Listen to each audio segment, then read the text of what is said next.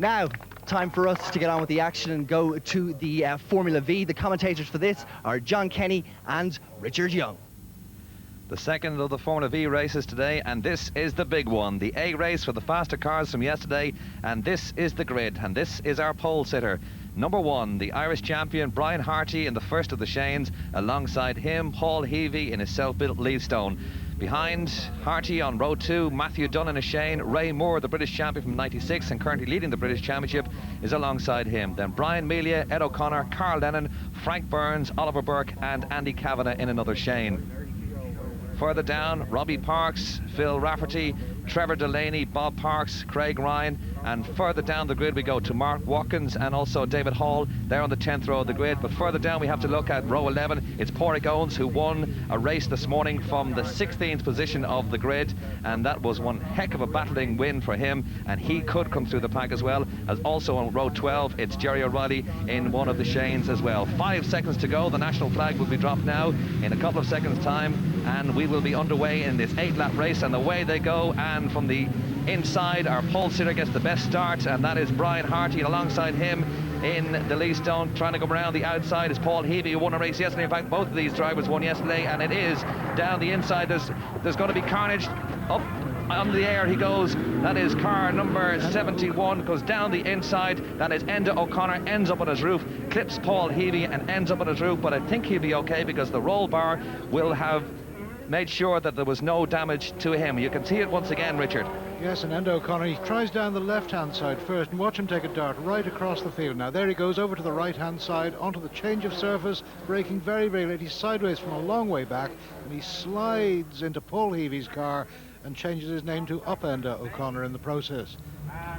Yes, we also have a problem, of course, with Brian Melia and Paul Heavey going down the escape road there. But I would say that this race is in danger of being stopped because that is in a very dangerous position down at Dublin Crystal Corner. The race, of course, is continuing, and that is our leader. That is Brian Hearty, who escaped that.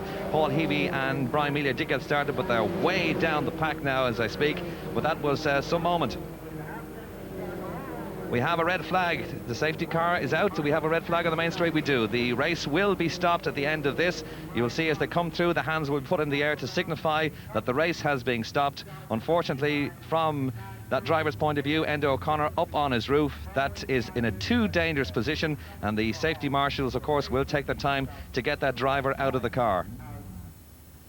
Well, the Motor Racing Marshals Club of Ireland, concerned, of course, about Enda O'Connor inside in that car. They will take their time to roll that car over to make sure that the driver underneath is okay. Of course, the Motor Racing Marshals Club of Ireland spend hours and hours of training to get to this degree of competence.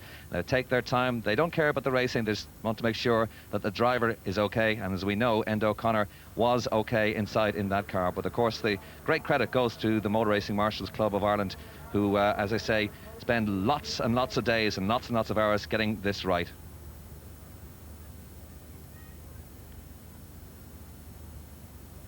Well, a little bit later on, of course, the car was righted, and inside in the car, that is Enda O'Connor. As you can see, he's getting out of the car under his own steam, and that, of course, is good news. You can see the neck brace is put on as a pure precaution. The marshals themselves won't be too concerned about Enda's condition because he looks okay, a little bit groggy after going on his roof, but they will bring him across to the medical centre just to make sure that everything is okay. And thankfully, from his point of view, from Enda's point of view, everything is all right. And in fact, we remember last year Fergus Dalton had an amazing crash here at the park. He thankfully was okay, and again the Motor Racing Marshals Club of Ireland took their time to make sure that Fergus got out of the car. He hasn't raced since, but I think Enda will be back racing pretty soon because of course he leads the B Championship. This is the restart then, and that is our pole sitter, Brian Hearty. Because they didn't complete more than one lap, the whole race will have to be run once again, the full 8-lap distance. Just to remind you, Brian Hearty on pole in the Shane, Paul Heavey alongside of the Leadstone, Matt Dunn and Ray Moore take up the second row. So it's the battle of the Shanes against the Leadstones, and of course Enda O'Connor not in this race, having crashed out, but he is okay, taken away to the medical centre. So any time now, once the grid is totally formed, they will get the 5-second board and they will be away racing. Of course, the first time around, Paul Heavey got the best of the starts until down the inside came Enda O'Connor. The 5-second board has been shown to the drivers. Can Heavey get the same kind of start once again and get the jump on Brian Hearty in the Shane, who's sitting on pole, and away they go. This time time around, Ray Moore from the background there trying to get down the inside of Matt Dunn, but this time around it seems that Brian Hearty's got the best start. Can Paul Heavey do the same manoeuvre and go down the outside into Dublin Crystal Corner? I don't think so this time around. Brian Hearty got the best line, got the best start, and they got down the Coca-Cola straight down towards Fergus Dalton, and the best start this time around for Brian Hearty. And it looks as though Paul Heavey's just happy enough to watch for a little while, and behind him we've got Matt Dunn, we've got Brian Melia, and then Ray Moore, and somebody else, I think it's Frank Burns, coming up on the left-hand side. So Ray Moore sort of engulfed by the pack there on the run down onto Coca-Cola straight. But Paul Heavey now making his challenge down the left-hand side. Has he got the speed to get past Hearty? Probably not. I don't think so, going to this corner. Of course, that is the right line to hold, just on the inside of the right-hand side to make sure that you go around the corner. Okay, there's a lot of dust you can see on the inside of that corner. That is brake dust from incidents in past races gone by. Brake dust, what am I saying? It's cement dust, of course, put down for oil from previous races. But it's the first lap of 8, and as they head down towards the Saab corner for the first time on this 8-lap race, it is Brian Hearty, the current Irish champion. Alongside him, Paul Heavey in the lead stone, trying to make an attack around the outside into Saab corner. That is not the place to do, but down the main straight he'll try and tuck his nose underneath his gearbox as they come down to the end of lap 1. Can he do it going into Dublin Crystal Corner? He looks like he can. It looks as though he can, although Brian Hearty's keeping well over to the right-hand side, keeping that inside line covered and making Paul Heavey go the long way round. If Paul has the speed to get past him on the straight, fine, but if not, Brian Hearty still holds the upper hand, and that's the way it's looking. There's a lot of racing going on behind here as well, and Ray Moore takes advantage of Melia going wide, but the front two is the battle of the two constructors. The Shane, you can see on the left-hand side, driven by Brian Hearty, and it's the Laystone, built by Paul Heavey himself, tucking in behind as they go down into Fergus Dalton, the Argus Rentals corner, for the second time. Heavey trying to go around the outside, but I don't think he can do it this time around because Hearty has that right line, and he will just dab on the brakes. Put it down to third, into second now, down hard, lock it right, and he's gone a little bit wide. It's giving a chance for Heavey to go down the inside. They didn't interlock. Thankfully, from both point of view, from Harty's point of view especially, he did keep that lead, but they very nearly touched there, Richard.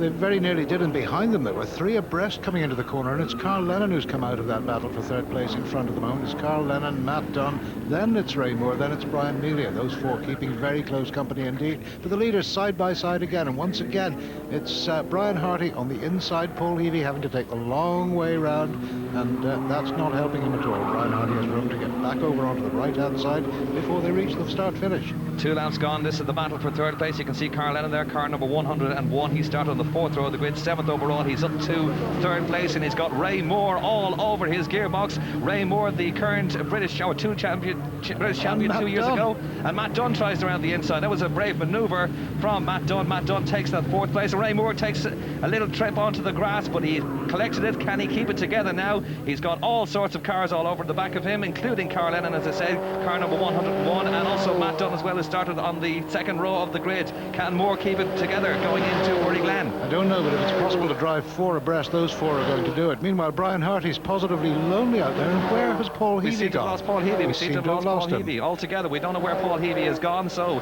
our leader is Brian Hearty. Paul Heavey seems to have disappeared off the track somewhere, so up to 2nd place it would appear now is Carl Lennon, and he's lost that place. He's gone wide onto the dirt, and Ray Moore in the Leastone up to 2nd place. But what on earth has happened to Paul Heavey? He's gone out of our sight altogether. I think maybe that lack of straight line speed turned into an engine problem, and of course he was the car that got hit by Enda O'Connor earlier on, and it's just possible that there was a little bit of damage done there.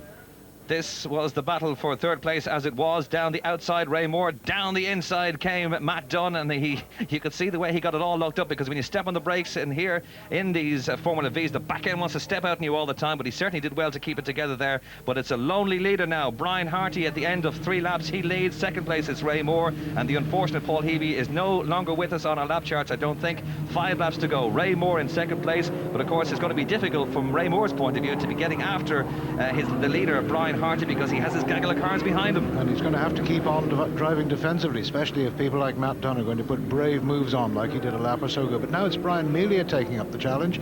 It's Ray Moore in 2nd place, Brian Melia 3rd, then it's Matt Dunn, then it looks like Frank Burns who's come up to join them, and Brian Hearty having a very lonely time. His problem is going to be keeping concentration now. We were talking earlier on about Pádraig Owens possibly being in the battle for the lead, but I've just seen him going to the pits in front of us here. But this is the battle for 2nd place. Ray Moore goes down into Fergus Dalton, and I think he should keep that lead unless he goes wide here. No, that's a nice tight line going into that corner, and he exits It's slow in, fast out, away for Ray Moore in second place. And as I say, the difficulty with from his point of view, trying to catch the leader Brian Hearty, is that he has this 3 or 4 car battle behind him.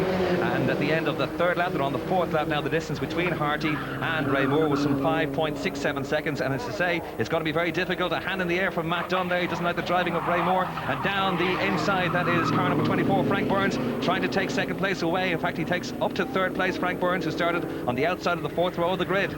Yes, those four have been getting in each other's way enough for the next bunch to come up and catch them. Frank Burns was one of those, and poor old Carl Lennon's lost a bit of his nose cone, and that's obviously made the car a lot less streamlined. He's lost a bit of straight line speed. Down they come to Dublin Crystal again, and now it's Matt Dunn and Brian Melia sorting out. Ray Moore back into second place, Frank Burns third, and Matt Dunn in fourth. But look behind, there's another gaggle sorting each other out back in the distance, and Andy Kavanagh's in front of them. Here's our race leader, half distance. They're on their fifth lap of 8, and barring a mechanical failure at this stage, I don't think anybody's going to catch our leader, Brian Hearty, as he goes down to the Argus Rentals corner. But this is the battle for second place. Ray Moore is on the outside this time. Frank Burns trying to get down the inside. Behind him, he's got Matt Dunn, and Ray Moore trying to keep a tight line there, and does it successfully. Just behind him is Brian Melia. They make up the top 5, and the distance between Hearty and Moore at the end of 4 laps was 7.66 seconds. He's pulling away even more. Yes, and we've just heard that Paul Heavey retired with suspension damage following that first start incident when Enda O'Connor bounced him. So that's the reason we don't have Paul Heavey and the Lee Stone up here with Brian Hearty. But Ray Moore keeping the Lee Stone hopes alive and hanging grimly onto second place now as the rest of them fight for third. It's Matt Dunn now in third place. It's Frank Burns behind him, and Brian Melia right under his gearbox. But that order will change before the end of the straight. 5 laps gone now, and Brian Hearty still leads, and one of the marshals taking life in his hand there, running across the track. And I'm afraid we've also lost one of our drivers, Carl Lennon, 101 in front of me here. You see it, don't see it on your screen there, but he's also going into the pits. He started well, but obviously some problem for him, and his race would appear to be run. The distance between Brian Hearty, our leader, is some 9.91 seconds, and as I say, I think barring mechanical failures, he looks to have this race well and truly by the scruff of the neck with some 3 laps to go. But it is Ray Moore once again who got himself a bit of a lead, but unfortunately from his point of view he's been swamped once again. Down the outside tries to come Matt Dunn, and also Melia down the outside. 4 abreast going into that corner. They touch and Melia goes off onto the grass. Can he make it back on? Yes, he does, but he's lost the position. Brian Melia drops down a place. I think Oliver Burke has got up from 6th place to 5th overall, but Ray Moore keeps that second place, but he's got so many cars behind him. He has just got to be careful because he's driving this race defensively. Yes, Ray Moore only just got out of jail on that one. I thought they were going to all swamp him in the braking area, but no, he hung on in there. Here we look at it again, and Ray Moore keeping over to the right. He's keeping Frank Burns behind him, but up comes Matt Dunn. Up the outside, Brian Melia trying to get round him, and they all sort of confused each other, and in the confusion Oliver Burke got past Brian Melia, and Ray Moore escaped for another lap at least. No, Ray Moore's got a problem. Ray Moore, as you can see at the top of the screen there, has gone off, so he has lost that second place. Well, what a battle this is, because now Matt Dunn has regained that second place, and he's got a battle with Frank Moore and also Brian Melia alongside him. Well, something happened out of our side there going into the corner that unfortunately dropped Ray Moore right down the pack, and I don't see him anywhere on the main straight here. Maybe he does have a problem, but Ray Moore has lost that second place. I'll stick my neck out and say he got a puncture after he got a little bump on the left-hand rear tyre on the way into that corner. But we'll see if that's the case. Meanwhile, look at this, because we've got nearly 3 abreast down into Argus Rentals, Ferry Glen again. It's Frank Burns now has the upper hand. Matt Dunn on the inside, Brian Melia on the outside. They break, Frank Burns cuts across, and through the corner they go. Oh, very well behaved. I'm astern all the way. Oliver Burke next up. Then a yellow car whose identity I'm not quite sure of. Jerry O'Reilly's come from row 12 on the grid. What a race from Jerry O'Reilly. He's moved himself up to 6th place overall, and that was, he's starting somewhat 24th on the grid. Is up to 6th overall. That is car number 39, Jerry O'Reilly. But let's have a look at this once again. This is Ray Moore going into slab corner. He touches and he gets launched over the curb, and that's obviously broken something on the car. You can see it lying on the track there. Ray Moore is out of the race, unfortunately. So the second of the Lee Stone runners, the top Lee Stone runners, Paul Heavey gone with suspension problem, and Ray Moore clipped the car there of Frank Burns, and unfortunately the race was ended for him. That doesn't mean the race is over, and we're on to the last lap. The second, third and fourth men all side by side as they go into Dublin Crystal Corner, and indeed it's It's Matt Dunn who loses out there because he went wide. Frank Burns now on the left-hand side heading down towards Ferryglen, and Brian Mealy on the right, which means Brian Mealy is the man who should have the advantage when they get to the next corner.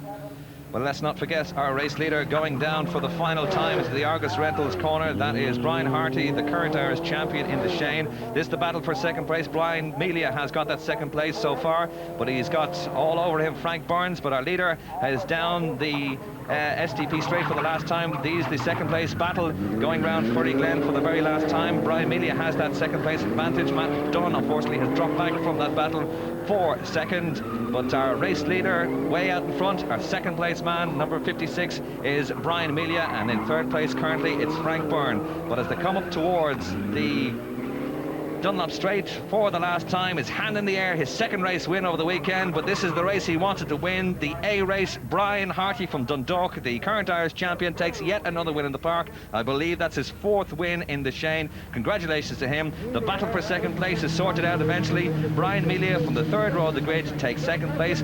Frank Burns third in a Shane.